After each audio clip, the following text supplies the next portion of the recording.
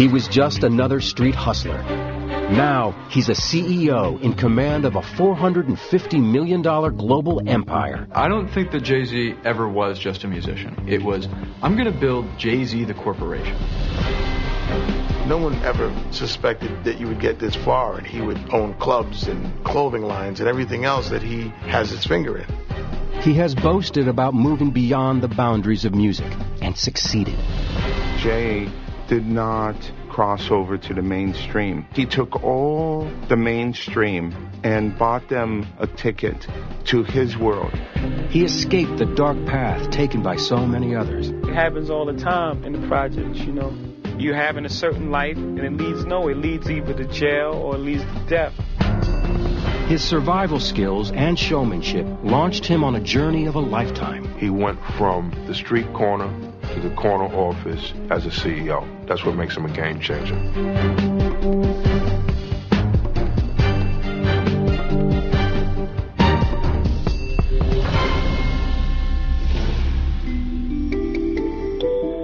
Jay Zi is a brilliant lyricist, he's a ruthless businessman, and he's a deal maker that any major corporation would be very fortunate to have sitting as its head.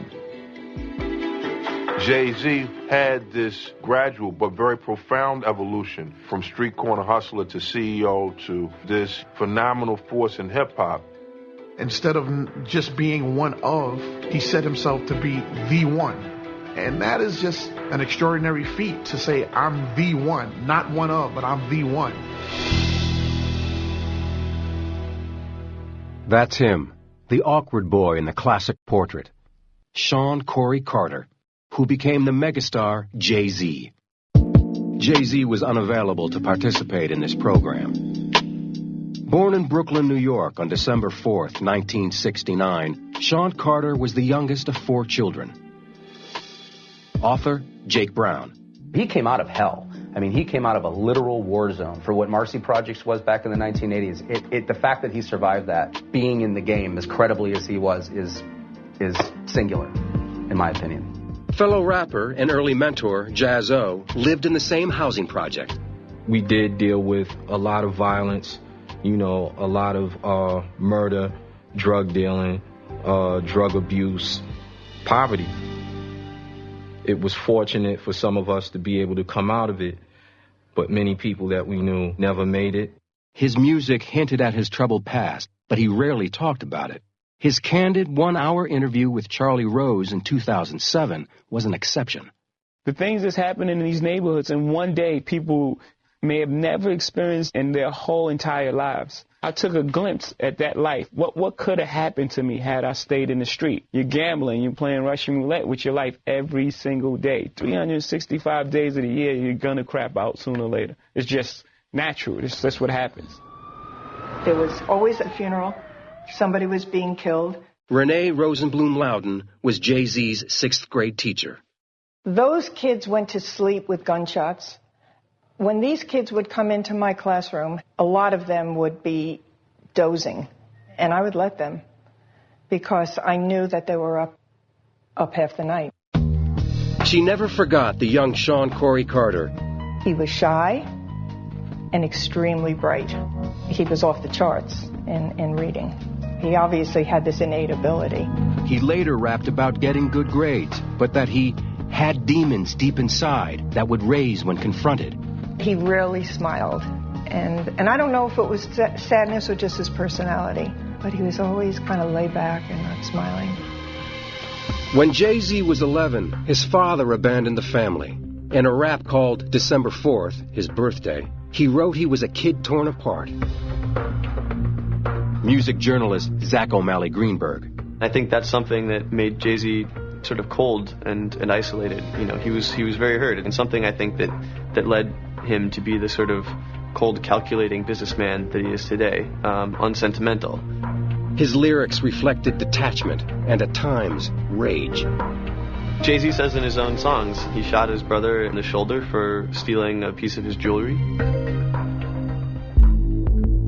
Money was tight for Jay Z's single working mother, and there were few jobs for a teenager in the projects. But with hustling and dealing drugs, the easy money flowed. DJ Mr. C is a leading New York DJ. It was about having cash at large sums at a quick amount of time and didn't have to answer to nobody. He basically went about making money however he could, and when he was young, you know, that was on the street. That was selling crack. Barry Michael Cooper is a journalist and filmmaker. Here's a strange thing. His crack dealing taught him the, value of being an entrepreneur, of trying to take that notion of people's needs and wants and filling a niche to the world of records. His love for the world of records started at home. His mother having what he's talked about being this record collection that was sort of locally legendary to the project, and that everybody would come over to their place to listen to music. In terms of his musical genius, Jay-Z has an encyclopedic knowledge of all kinds of musical styles. It's not just hip-hop, Marvin Gaye, Curtis Mayfield, Barry White, James Brown, of course. But it's also rock and roll, the Stones. He had no formal musical training, but Jay-Z felt instinctively that rap could be his way out of the projects. He didn't just listen, he wrote. Lyrics on napkins, paper bags. It poured out of him. He has said that he can store 7 or 8 new songs in his head at a time. That really says something about the amount of data that he can process at any given time. Jay-Z was more of a very fast-paced rapper. This ticket style is making the mind and jigga jazz. You know what I'm talking about, or where I'm going too fast. But he also had melody to his rap, which made it very unique to what was out at the time. And I believed in him from day one. He was 15 years old. So we rhymed, and from that point we vibed because I heard him like he had pure talent. It was just raw talent. Jaz-O was the first rapper signed by EMI Records. In 1988, they sent him to London to record Word to the Jazz. He took 18-year-old Jay-Z along and featured him on this song. The album did not break out, and Jay-Z went right back to the old neighborhood.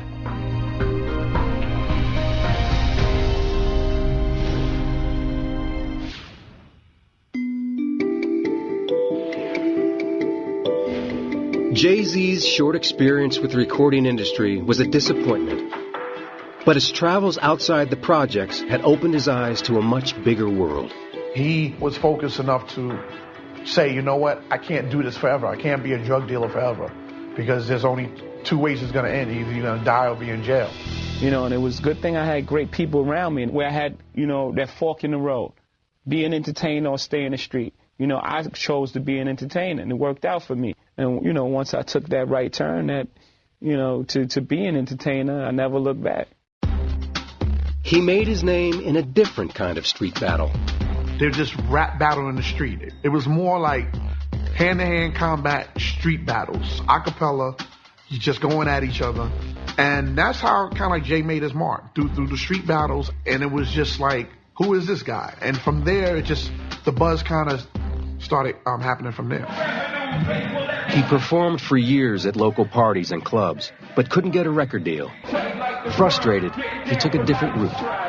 I was forced to be an executive from the beginning because when I tried to get a deal in the beginning, I couldn't get a deal. I went to every single record label and I couldn't get a deal. So it was either give up and go back to the streets or, create our own avenue and lane to, be heard. In 1994, Jay-Z met Damon Dash, who was just starting in artist management. At the time, Dash was a young entrepreneur, mostly focused on party promotion. He was managing a couple acts as well. Damon Dash saw gold in 24-year-old Jay-Z. In 1994, they created their own label, Rockefeller Records, with a third partner, Kareem Biggs Burke. They pressed their own CDs, they promoted, they did everything, stickers on club doors. They went around the city selling these CDs out of the back of their car. By 1995, everybody in New York who knew anything about hip-hop knew who Jay-Z was. Rockefeller did it their way. They financed their own videos. They financed a lot of their tours because they knew the more money they spent on their own, they would keep for themselves. It was their profits. From the very beginning, that was his aspiration, to run his business, which was Rockefeller, like a corporate entity. Rockefeller self-released Jay-Z's debut album, Reasonable Doubt. The fledgling executive sold just over 500,000 CDs in 3 months, giving them a solid platform for growth. It turned out that they were so good at what they were doing, and they were so good at the promotion, and Jay-Z's music was so good, which is the most important part, that it really took off, and it became this huge underground sensation. The hit album Reasonable Doubt also featured New York's most popular rapper, Jay-Z's high school classmate, Christopher Wallace, a.k.a. Notorious B.I.G. The two Brooklyn rappers often performed together until the night of March 9th, 1997. That was the night Notorious was gunned down in Los Angeles by an unknown assailant. Jay-Z was shattered, but it was also the moment he became the most prominent rapper in the country. He was very saddened by it because it's very close to him. But at the same time, he knew it was a prime opportunity to fill that void that people were looking for, that real street voice with the intelligence. Jay-Z's growing reputation attracted the attention of music industry heavy hitters Russell Simmons and Lyor Cohen and their Def Jam Records label. I wanted Rockefeller and the Def Jam family simply because I had this infrastructure and I needed superb and insanely creative people to take advantage of that infrastructure. In 1997, Def Jam acquired 50% of Rockefeller Records for $1.5 million. It was a partnership to run Rockefeller as a 50-50 joint venture. It gave them the corporate backing that they needed to really kind of take it to the next level, and it gave them an equity stake. And that's what Jay-Z's all about, equity. If you look through all of his business deals, he always gets something that he can hold on to. Then came a rare misstep for the supremely confident Jay-Z. The album, In My Lifetime, Volume 1. Surely you right, but better safe than sorry. Before the lovebirds can move to the suburbs, I need to double check your story to make sure that you're one of a kind and you deserve to be my sunshine. Well, I think the problem with In My Lifetime was it wasn't a very good album. Jay-Z really softened his sound in an attempt to appeal to a wider audience. Suddenly, Jay-Z's career and street credibility took a hit with his hardcore fans. He said it was the album that got away. He needed a turnaround, and that sent him back to his troubled past. I don't know how to sleep. I gotta eat. Hard Knock Life was, that album that was his Thriller. That was his Michael Jackson Thriller album. That was his first crossover hit. And to take the Annie theme, and put it in the context of Marcy projects is pretty brilliant, and it worked. It was a big payoff. It doesn't hurt that he has an insane work ethic. He worked really, really hard on creating it and promoting it. And it paid off. Hard Knock Life earned Jay-Z a Grammy in 1999 for Best Rap Album. Jay-Z the Superstar had arrived. It's so many things that make a time where one comes from obscurity to celebrity. And I think that he was ready, the company was ready, and the fans were ready. The 54-city tour for Hard Knock Life grossed $18 million. Album sales hit $5 million. At the end of 1999, Jay-Z and his partners started a clothing label. In 18 months, Rockaware generated $80 million in sales. He modeled himself after someone like a T. Boone Pickens or Donald Trump, so to speak. At the end of the day, it was about having a house somewhere in the Hamptons, and driving Maybach, which he actually wound up doing, you know what I mean? Whatever the comforts of success may have brought him, it didn't bring him peace. His temper suddenly and violently resurfaced. It was something that shouldn't have happened, and he'll be the first one to tell you that it was a bad mistake on his part.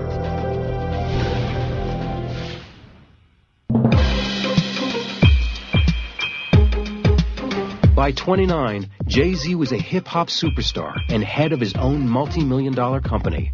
He had spent years cultivating his image. But on December 1st, 1999, this most calculating of men acted rashly, stabbing record executive Lance Un Rivera at the Kit Kat Club in New York. Lance Un Rivera, someone who Jay knew well, trusted, found out that allegedly there was some bootlegging going on and put a 3-inch blade into his stomach because he'd warned him to stop and he didn't. This is in a room full of witnesses when he's got everything in the world to lose. Jay Zi was charged with second-degree felony assault. He pled guilty and received 3 years probation and no jail time. He nearly messed everything up, but he came away with it looking like he was the Teflon rapper. The Teflon rapper then met his diamond diva, Beyonce Knowles. For years, they coyly avoided discussing their relationship. It took a long time for him to come out and publicly acknowledge that relationship, which I think shows you how afraid he was of acknowledging how real it was. And that's something that that all that Teflon that had to be stripped away and that trust that had to be rebuilt. She's the woman that kind of accomplished the impossible in that respect. While his personal life was finally settling down, his business life was taking off, with more hits and awards. And by the end of 2001, his Rocawear clothing line was grossing over $100 million in sales. A year later, Jay Zi set another precedent in a headline-grabbing deal with Reebok. Steve Stout of Translation Advertising. There was never a non-athlete that had ever struck a major footwear deal with one of the top 3 brands, either Nike, Adidas, or Reebok. And we sold 10,000 pairs of the sneaker within the first hour. And we went on to build a $100 million franchise off the S. Carter name. Everything he touched seemed to catch fire. He added a spark to Beyonce's solo career when he appeared in her breakout single, Crazy in Love. As her album took off, he shocked his fans, and at the top of his game, announced his retirement from music. You know, I'm happy with what I've accomplished as a solo artist. Like, I feel like, what else can I accomplish? I think he really wanted to step away from the game for a minute. He felt that he had done all he could do. But here's the other thing. I think he wanted to see how people would react to it. If I say that I'm going to retire, Jay Zi, you know, the greatest rapper living right now, how would people respond to that? His November 2003 farewell concert, Fade to Black, at Madison Square Garden, sold out in one day. The boardroom would become his new stage. In 2004, Def Jam bought the remaining 50% stake of Rockefeller from Jay-Z and his partners for $10 million. They announced that Jay-Z would become president and CEO of Def Jam, with a 3-year deal worth an additional $8 to $10 million. If you look through his past, there are a lot of people who were at one point mentors to him. He picked up everything that he could. He learned everything they had to offer him. And then when he learned all of that and he didn't need it anymore, he moved on. By the end of 2004, Rocawear had grossed $300 million. He bought out Damon Dash and Rocawear clothing for an estimated $30 million and sold it a year and a half later to fashion giant Iconics for $204 million. The guy's a genius, and at any given point, if he's making a deal, he's probably the smartest guy in the room. In the back of his mind, he's kind of thinking, you know, I've done business with people who are a lot scarier than you. He takes in observations about people, what they're wearing, what they're doing, how they're twitching, how their face is moving. And then when the time is right, he delivers his line, he delivers his demand. He created yet another role for himself, philanthropist. Instead of just making money, he began to give it away. He had previously established the Sean Carter Scholarship Foundation for needy students entering college. In 2006, he met with Kofi Annan at the UN to raise awareness for an environmental crisis, the global water shortage. Every 15 seconds, a child dies. I'm very excited to go out, not only be a rock star in these countries, also to help. It made him a global ambassador. It gave him another dimension to who he is as a persona, you know. So you just can't typecast this guy as a rapper anymore.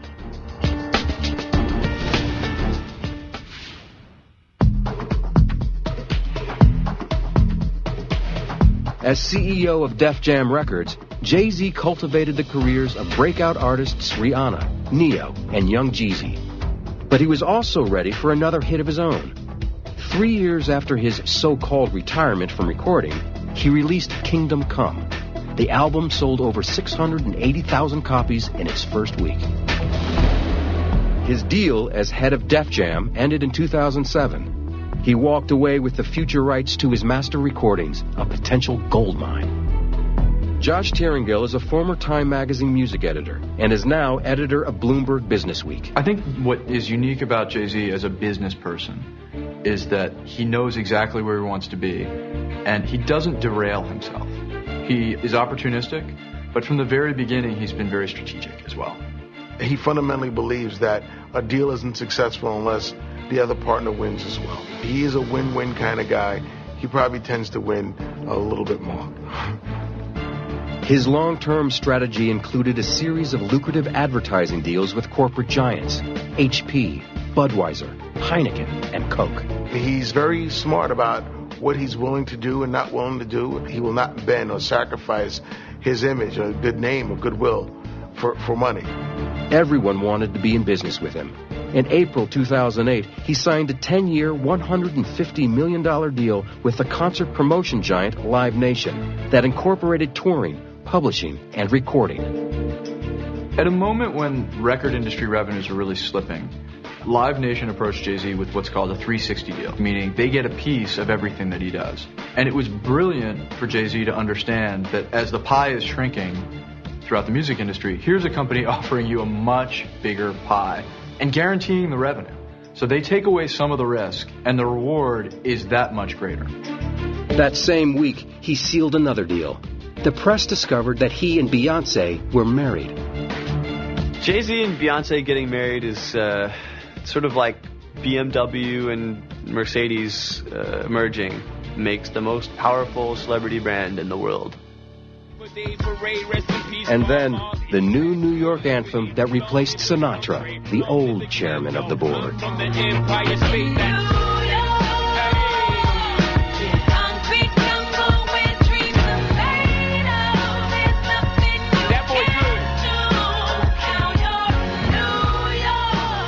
The Blueprint 3 album made music history.